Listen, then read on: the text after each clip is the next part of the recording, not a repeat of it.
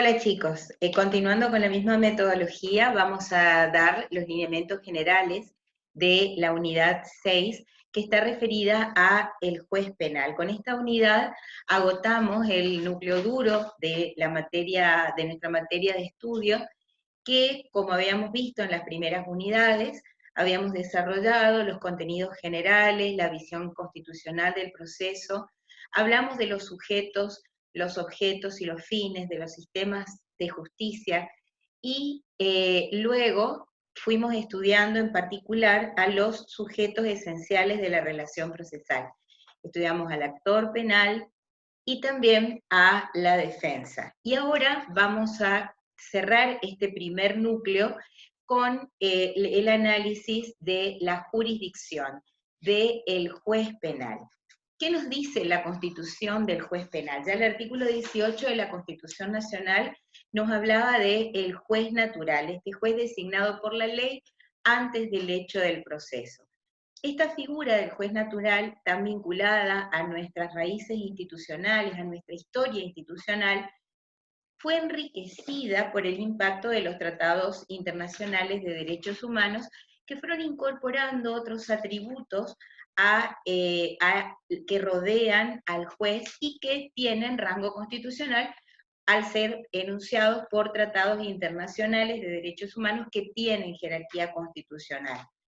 El artículo 26 de la Declaración Americana de Derechos y Deberes del Hombre agrega a la nota del juez natural la nota de la imparcialidad, que, como habíamos visto, la imparcialidad opera como una garantía sistémica, es decir, una garantía o una mega garantía, en palabras de Ferrajoli, porque es la que permite el funcionamiento de todas las demás garantías.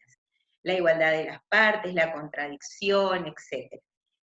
El artículo 10 de la Declaración Universal de Derechos Humanos habla del tribunal independiente e imparcial, y engloba, adiciona a la imparcialidad esta nota de la independencia, que es clave para el funcionamiento de un sistema republicano. Los artículos 8.1 de la Convención Americana de Derechos Humanos, 14 del Pacto Internacional de Derechos Civiles y Políticos y 40.2 de la Convención de Derechos del Niño desgranan 4 atributos esenciales. El juez natural, adicionan la nota de la competencia, que luego vamos a ver es la medida de la jurisdicción, independiente, es decir, la nota de la independencia y la de la imparcialidad. Y el artículo 40.2 de la Convención de Derechos del Niño incorpora la nota de la especialización, que no implica de manera alguna que se trate de un juez especial, sino de un juez especializado, es decir, un juez especializado en materia de niñez y adolescencia a los fines de intervenir en un proceso a menores. La Constitución Nacional nos dijo además algo muy importante que también lo vimos desde nuestra primera unidad. Habló del juicio por jurados y, al hablar del juicio por jurados, estableció todo el programa del sistema acusatorio y una modalidad que es propia del modelo acusatorio, que es el proceso por audiencias. La Constitución Nacional, desde su versión originaria, mencionó a este mandato constitucional de instaurar el juicio por jurados en 3 artículos. El artículo 24, dentro del sistema de garantías, ya consagra a el juicio por jurados. El 75, inciso 12, en el cual se encomienda a el Congreso la misión de reformar toda la legislación que hasta ese momento, recordemos, era la legislación heredada de la colonia. Y por eso ese mandato se incluye también allí. Y se reitera en el artículo 118 de la Constitución Nacional. Este mandato históricamente incumplido, que comienza a incorporarse y hacerse realidad hoy en varios sistemas de justicia de distintas provincias argentinas, a las que nos vamos a referir brevemente luego, está ya expresamente consagrado y están las bases del cumplimiento, para el cumplimiento de este mandato constitucional en el artículo 23 del Código Procesal Penal Federal, al establecer a la participación ciudadana también dentro del sistema de garantías. Pero además, por otra parte, se establece en el marco del nuevo modelo de organización judicial, se hace una expresa referencia a el Tribunal de Jurados. Brevemente vamos a desarrollar esto en unos momentos. Este juicio por jurados, decíamos, encierra el mandato constitucional de democratizar la justicia desde el punto de vista de la participación ciudadana llevada a su máxima expresión. El ciudadano incorporado al sistema de justicia en la toma de decisiones respecto de los hechos que más afectan a el interés social. Es un modo de rescatar esta soberanía del pueblo expresada en los miembros del jurado. Por eso, el juicio por jurados es como la frutilla del postre de ese modelo, de un modelo acusatorio completo. Es como el punto de coronación de un modelo acusatorio que funcione claramente de acuerdo a nuestro diseño constitucional. Los modelos, más allá de las bases constitucionales, la Constitución no nos dice qué modelo adoptar. Sin embargo, tomando en cuenta los antecedentes institucionales, las fuentes que tomaron nuestros constituyentes, la posición mayoritaria hoy día a la que adhiero sostiene que el modelo de enjuiciamiento al que se refirió el constituyente es el modelo de jurados clásico que es propio del modelo anglosajón, donde tenemos una composición popular, es decir, un número de ciudadanos, normalmente 12 ciudadanos, una película muy conocida, muy famosa, 12 hombres en pugna, que deliberan solos y que tienen la delicada misión de decidir acerca de los hechos. El jurado en este modelo es el juez de los hechos y preside este tribunal de jurados un juez técnico que tiene la delicada misión de conducir el juicio, también de traducir el lenguaje jurídico y llevarlo al ciudadano a través de las instrucciones que se dan al inicio del juicio oral, donde se entabla un diálogo entre el juez del derecho y los jueces de los hechos, que son los ciudadanos, donde el juez tiene que explicar de manera sencilla al jurado de qué se trata el juicio, qué es la presunción de inocencia, quién es el fiscal, quién es el defensor, qué hace el imputado. Entonces, todas estas cuestiones esenciales se explican al inicio del juicio. Se les explica cómo deben actuar. Y luego, después de transcurrir todo el juicio, al final están las instrucciones que dan las bases al jurado para su pronunciamiento. Finalmente, el jurado pasa a deliberar solo en estos modelos.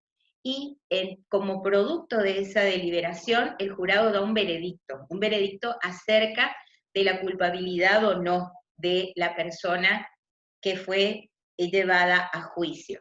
Ese veredicto, culpable o inocente, en función de las instrucciones finales que se le da al jurado en el marco de esa deliberación, es la respuesta respecto de los hechos. Pero luego hay un segundo momento, si la sentencia y el veredicto es de culpabilidad, se produce lo que Mayer venía postulando desde hace muchísimos años, que es la cesura o la división del juicio. Se realiza una nueva audiencia donde se discute la pena. En el caso del otro modelo, que es el modelo mixto, estos son los dos grandes modelos, hay modelos intermedios, pero para no confundirlos vamos a dar estos dos modelos, porque además estos son los modelos que están ya en vigencia en nuestro país. El modelo mixto o de jurado escabinado es un modelo que combina jueces técnicos con ciudadanos. Existen diferentes combinaciones, pero lo cierto es que en el marco de este modelo, una vez que finaliza el juicio, los jueces que integran el jurado y los ciudadanos pasan a deliberar todos juntos. Y como producto de esa deliberación se escriben los fundamentos de la sentencia. Es decir, que hay un pronunciamiento, hay una sentencia en la que el sistema de valoración es la libre convicción, no la íntima convicción como en el modelo de jurado popular que es propio de los modelos acusatorios más puros. Por eso, este modelo escabinado tiene algunos puntos, algunas objeciones en relación a esta cuestión de valoración unificada en este momento tan importante que es el momento de la deliberación. Lo cierto es que este fue el primer modelo que se incorpora en nuestro país, en la provincia de Córdoba. El doctor Caferata Nores y toda la gente que sigue su línea están absolutamente conformes con este modelo y consideran que ese es el modelo adecuado. El del resto del país, los modelos de jurados que se fueron instaurando en la provincia de Buenos Aires, en la provincia de Neuquén, en la provincia de Río Negro, en la provincia de Mendoza y las leyes de jurado en la provincia de Chaco, y las leyes de jurado que se siguen generando están apoyadas y han adoptado el modelo anglosajón, siguiendo esto que les comentaba de la posición mayoritaria.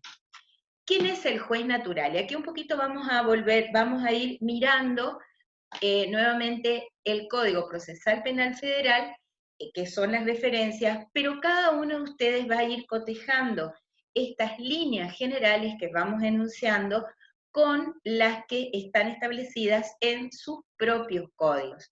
Entonces, linealmente podemos decir que es el juez designado por la ley antes del hecho de la causa, y este juez, a lo que se refiere esta cláusula, no es que el juez va a ser designado, va a asumir y va a tener que esperar que lleguen los hechos posteriores a su designación. No es así. A lo que se refiere esta cláusula es a que el juez debe ser designado de acuerdo a los mecanismos constitucionales previstos en la Constitución Nacional o en la Constitución de la provincia, a la que corresponda o en la cual concurse el juez. Antes, aquí hay distintos sistemas constitucionales.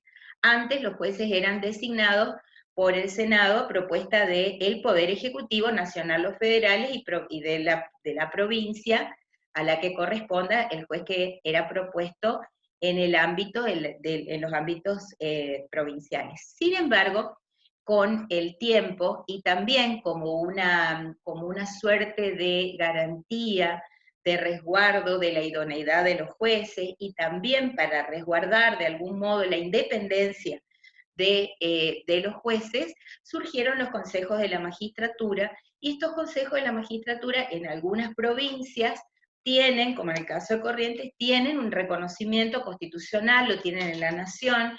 En cambio, en otras provincias están establecidos en leyes, y entonces los procedimientos se realizan a través de designación de los jueces de los mecanismos previstos por el Consejo de la Magistratura, que como producto da una terna que se envía al Poder Ejecutivo federal, de la Nación o de las provincias, y luego allí el Poder Ejecutivo propone al juez, y el juez tiene luego una audiencia pública en el Senado, y si obtiene el acuerdo, entonces es investido con el cargo, pero ese proceso se completa cuando jura ante el Superior Tribunal de Justicia de la provincia o de la Corte. Entonces, esto hace que este proceso es un proceso complejo y busca resguardar todas estas otras garantías.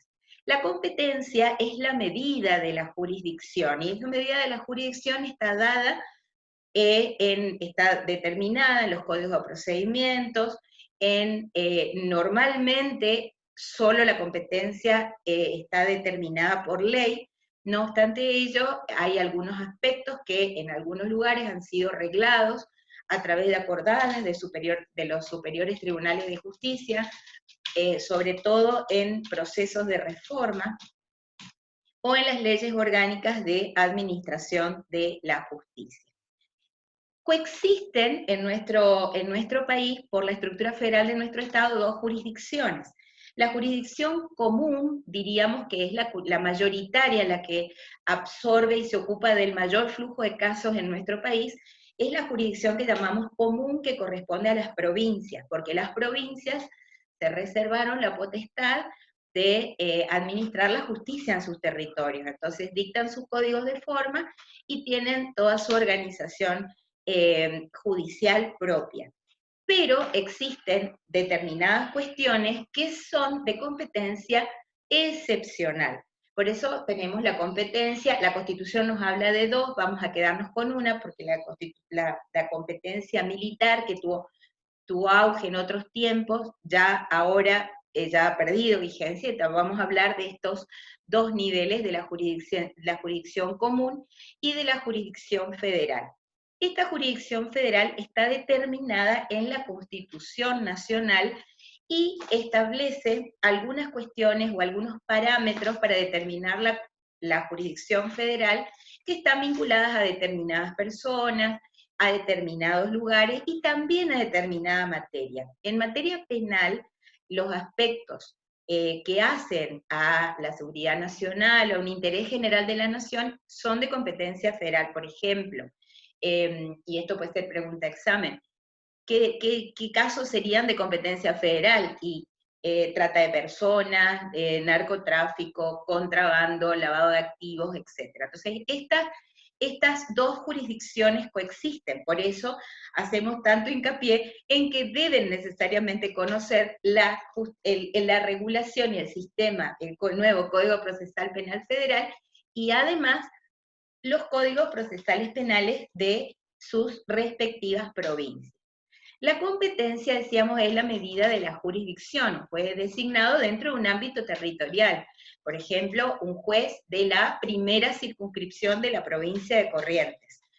La materia está dada por la función que va, la competencia material y funcional en general se determinan en forma conjunta. Entonces, la materia podrá ser la materia penal, la competencia funcional es juez correccional. Les doy un ejemplo, entonces lo hacemos de manera más sencilla. Entonces, yo soy juez de la provincia de Corrientes en materia penal con función correccional. Los turnos no están determinados normalmente en los códigos, sino están determinados en leyes orgánicas o en reglamentaciones que van asignando los turnos de los jueces. Sobre todo esto tiene un fuerte impacto en los modelos tradicionales. Vamos a ver ya que en los nuevos códigos estas cuestiones cambian mucho porque la organización es completamente distinta.